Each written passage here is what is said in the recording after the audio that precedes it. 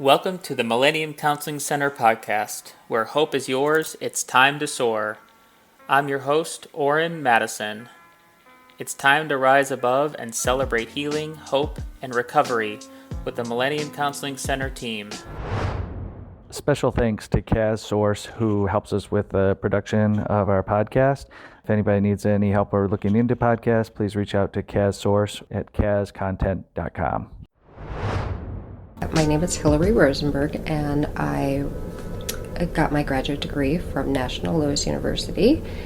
I have my LPC, and prior to that, I was in marketing right out of college, and I was also a stay-at-home mom for a few years, and I decided to come back and do what I love.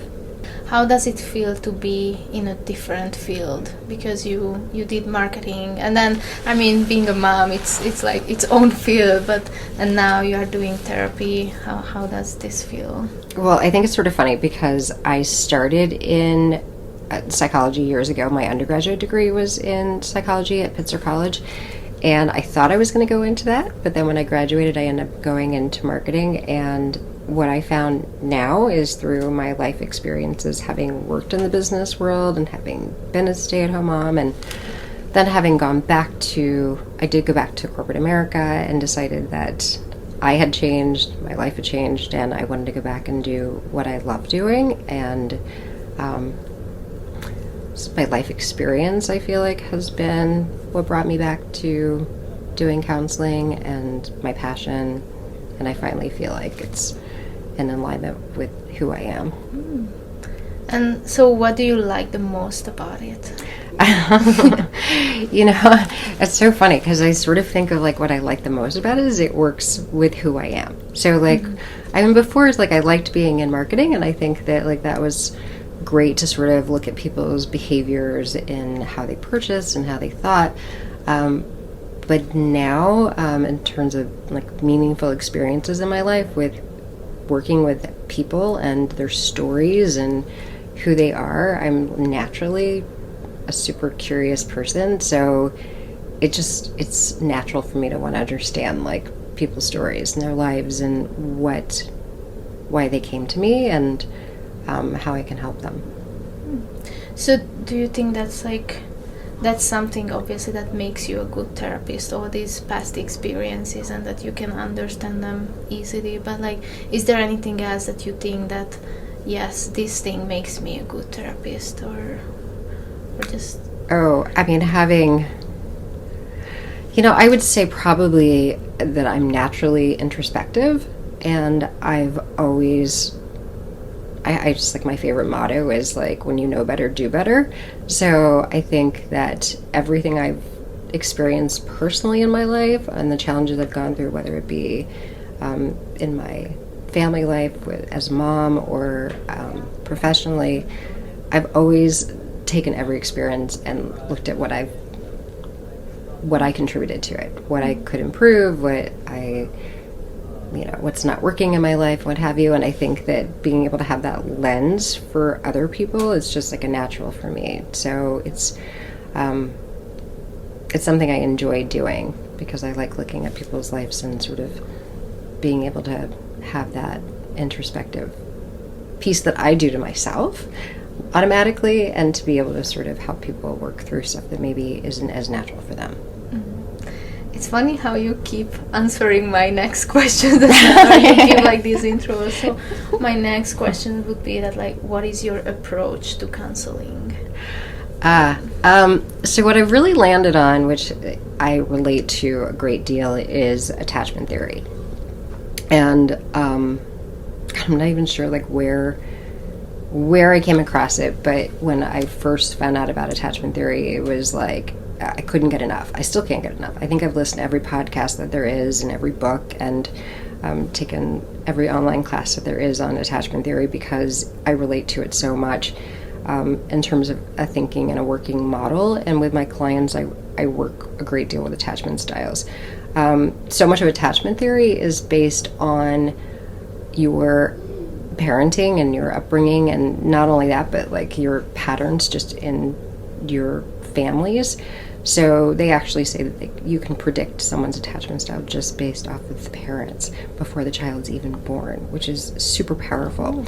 So we have 50% of the people out there have insecure attachments, which is a pretty large population. And it can play out in your friendships, it can play out in your intimate relationships, and it can play out in your work life. So it definitely affects how you interact with people and how you think about things, and even who you're attracted to, and your marriages, your dating life, your parenting, everything.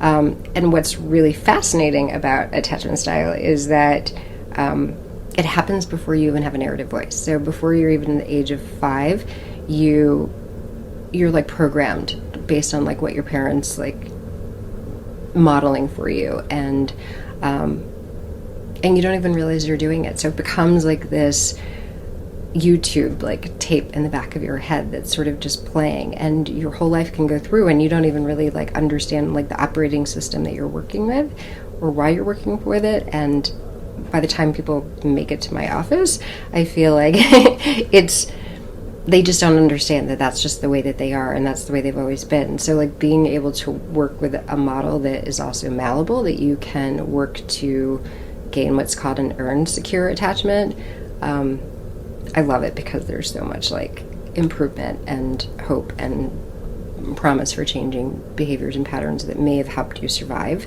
when you were little but no longer serve you in adulthood. Wow, this is really cool. Yeah. So when you think about your clients, what kind of, or like what type of client you would work the best with, or what kind of clients would you want to reach out to you and just have you? Well, certainly anything regarding attachments, which I don't know if necessarily people think in terms of what attachment style they have. It sort of shows up in terms of relationships, and I do tend to have a lot of people that end up coming to me because of relationship issues. However, that being said, I think that overarching, probably somebody who's looking for more of a transformative like experience of, you know, something's not working in their life, they feel stuck, or they're looking for more alignment in their lives, is really where I work best. So that's sort of a marketing keyword right now, is like transformative marketing. And it's interesting because somebody explained it to me in the marketing world, where it's like people think that it's like you add just like an app to something and that makes it transformative. But to truly be like transformative, it means you actually have to change the way that people are doing things.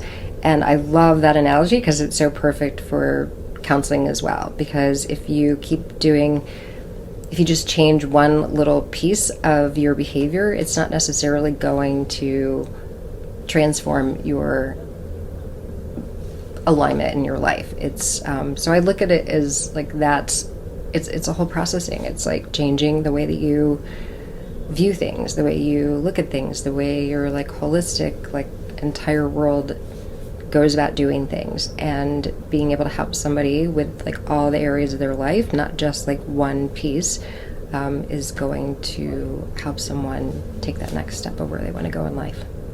If someone is just out there looking for a therapist, like what do you think would be their challenges, and how could you help them? Every single time I talk to a new client, whether it's on the phone or if it's the first session, I always say to them that it is, in my opinion, it's like going to buy a car. If you're going to go buy a car, you're going to go test drive a few, and you're going to like their style, and you're going to like the style of the car, and you're going to want to keep driving it, and you are going to hopefully find one that makes you feel really safe. Thank you for listening to the Millennium Counseling Center podcast. Where hope is yours, it's time to soar.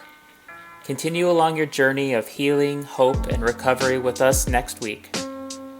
If you want to learn more about mental health, recovery, or if you just need someone to talk to, send us a message on Instagram or fill out the contact form on our website at millenniumhope.com. We are here to talk.